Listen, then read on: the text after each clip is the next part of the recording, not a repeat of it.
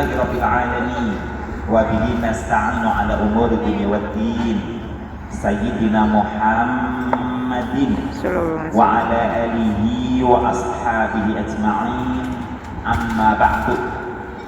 Qala Allah ta'ala fi kitabihil karim. A'udzu billahi minasy syaithanir rajim. Wa bataghi fima ataka Allahu akhirah wa la tansa nasibaka minad dunya wa asin kama ahsanallahu ilaik wa la tabghil fasada fil ardh innallaha la yuhibbul mufsidin. Shadaqallahul azim. Teman-teman, bidadari-bidadari surga yang berjalan di muka bumi, amin. Kehormatan buat saya di sore hari ini, Allah memberikan kesempatan untuk bisa bersilaturahim dengan teman-teman di mako bidadari surga yang berjalan di muka bumi. Amin. Teman-teman bidadari surga yang berjalan di muka bumi, apa kabar semuanya? Alhamdulillah, luar biasa. Allahu Akbar. Ya, tepuk tangannya meriah. Sama saja ya suaranya. Baik. Ketika Allah Subhanahu wa Ta'ala menghadirkan kita ke muka bumi ini, siapapun kita, apapun latar belakang orang tua kita, baik mereka yang terlahir dari orang kaya maupun orang miskin, dari orang mukmin maupun non-mukmin, siapapun yang lahir bernama manusia, sesungguhnya kita sudah diberikan oleh Allah Subhanahu wa Ta'ala 5 modal. 5 modal ini harus mampu kita gunakan sebaik-baiknya.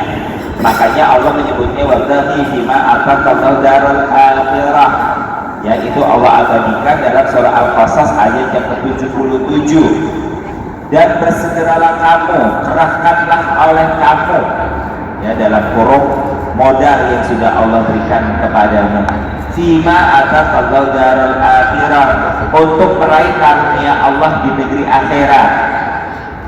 Wala tansa nasibaka minad dunya, akan tetapi jangan kau abaikan bagianmu di dunia.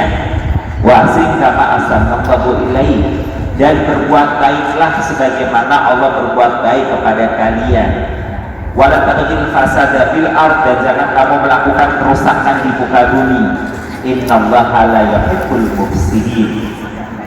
Sesungguhnya Allah tidak suka dengan orang yang melakukan kerusakan di muka bumi. Jadi keberadaan kita di muka bumi ini sudah dikasih modal oleh Allah. Modal ini harus diolah dengan baik supaya kita bisa meraih karunia Allah di negeri akhirat. Nah, yang ada dalam benak bayangan teman-teman, karunia di negeri akhirat itu karunia yang bagaimana? Ada yang punya jawaban?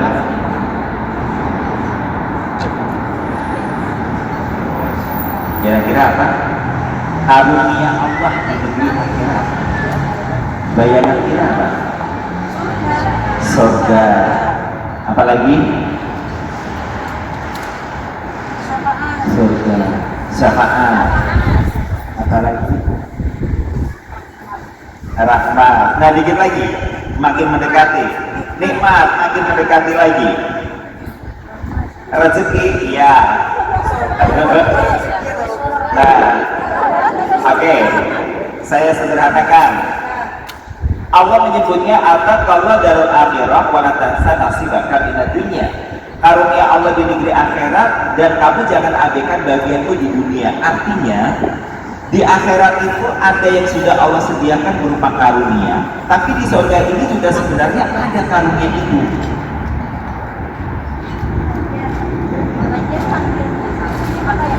Nah, apa? Hitungan ketiga, kalau nggak tahu sama sekali angkat tangan. 1, 2, 3. Katakan, oke. Nggak tahu, pertanyaannya saya sedikit rubah. Kenapa jenengan jauh-jauh dari tanah air pergi ke Hong Kong? Cari uang. Kenapa panjenengan mencari uang biar apa? Bahagia. Mencukupi. Kalau kebutuhan keluarga sudah tercukupi, panjenengan bagaimana perasaannya? Bahagia. Itu dia. Jadi di akhirat itu ada karunia Allah yang bernama bahagia.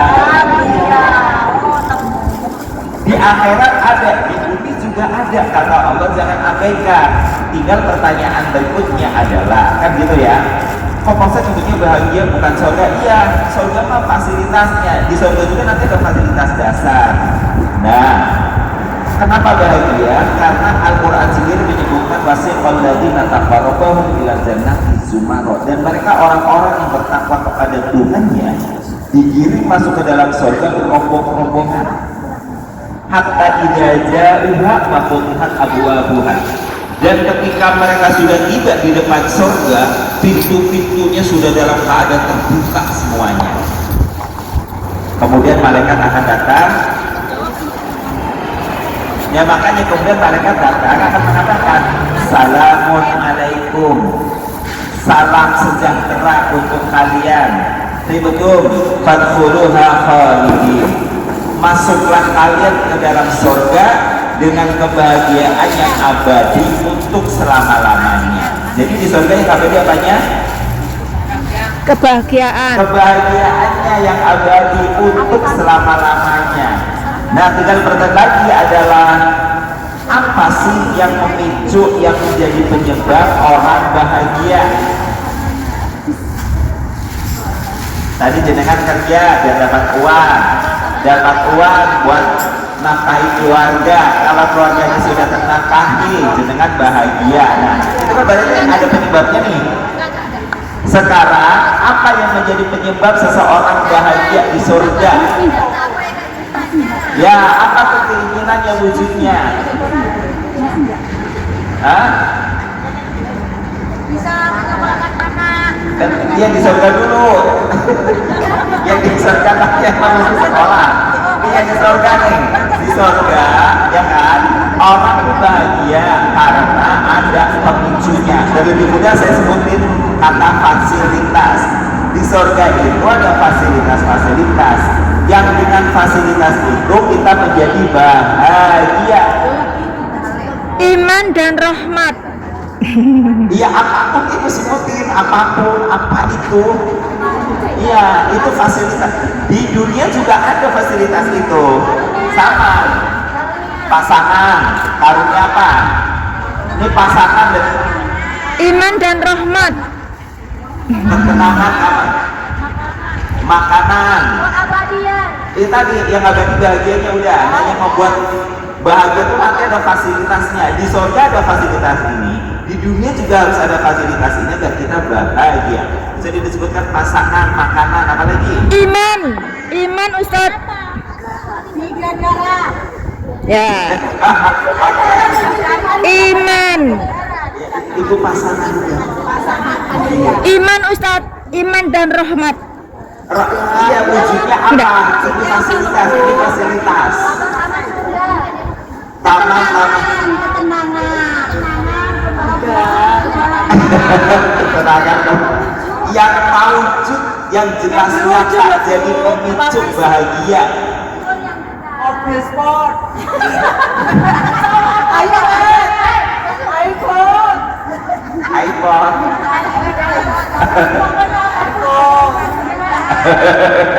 Ya apa sebutin, jangan apapun sebutin.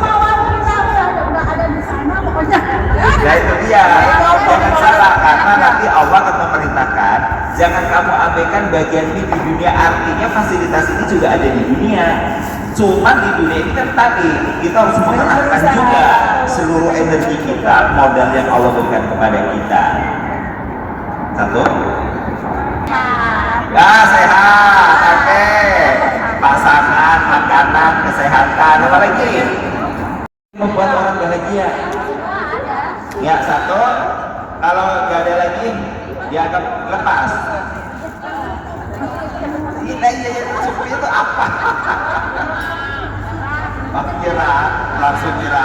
Baik, saya kasih tahu nih fasilitas dasar.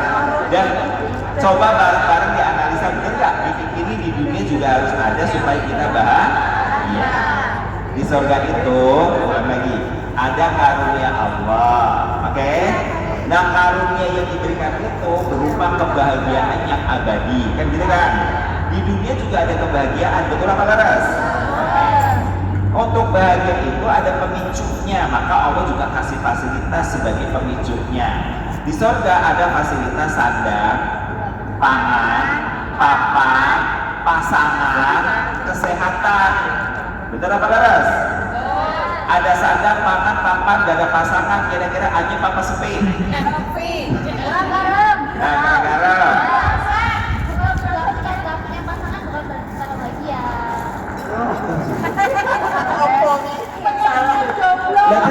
Bukan dulu, itu surganya siapa yang gak ada pasangan? Kan lagi ngomong di surga. Ntar dulu. Ya itu dia, di surga. Nabi Adam aja kamu. Oke, nggak apa-apa, kan kita demokratis. Satu nggak setuju, yang lain kan setuju, ya kan? Ulang lagi, sandang, pangan, papan, sendirian, sepi apa anyep? Butuh pasangan, oke? Allah udah menyiapkan pasangan di surga. Nah, ada sandang, pangan, papan, pasangan, tapi penyakitan. Ya, kita butuh kesehatan. Di surga itu ada sandang, pangan, papan, pasangan, kesehatan, supaya manusia bisa menikmatinya, dan dengan itu orang merasa bahagia. Di dunia juga kita butuh itu, betul apa laras? Oke. Nah, Allah memberi kepada kita 5 modal nih. Rasulullah menyebutnya yaitu khamsan qabla khamsin. Jaga 5 dalam kurung 5 modal. Ya, qabla khamsin, sebelum datang 5 penghapus modal itu. Kenapa? Karena ini modal sangat terbatas dalam segala sisi dan keadaan. Maka Rasulullah menyebutkan yang pertama adalah hayatuka qabla mautika. Itu artinya hidup adalah modal.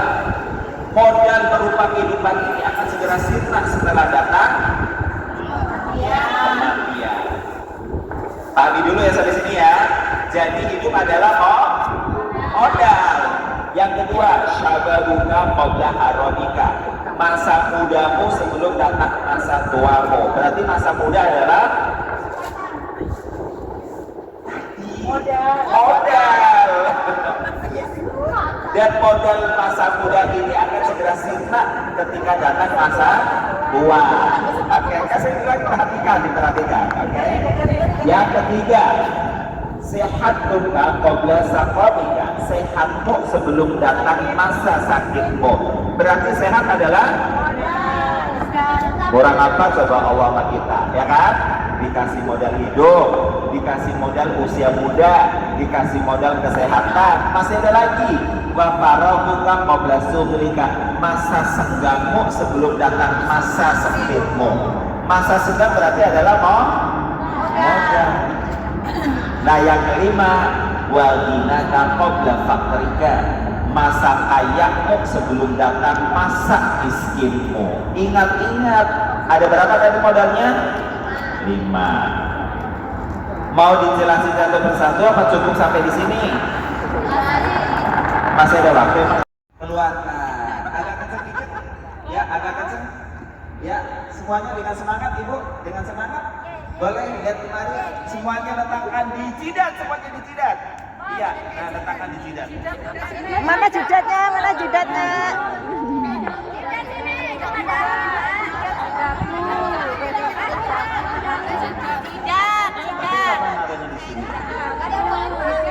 Ini loh. Taruh di sini. Ngikutin Bapak, katanya konsentrasi. Jangan-jangan terus saya ngomong 3 jam gak ada nyangkut. Masih konsentrasi? Masih semangat? Takbir dulu, Allah Akbar. Yang pertama, modal hidup harus dijaga. Maksudnya apa? Diisi dengan kegiatan yang baik.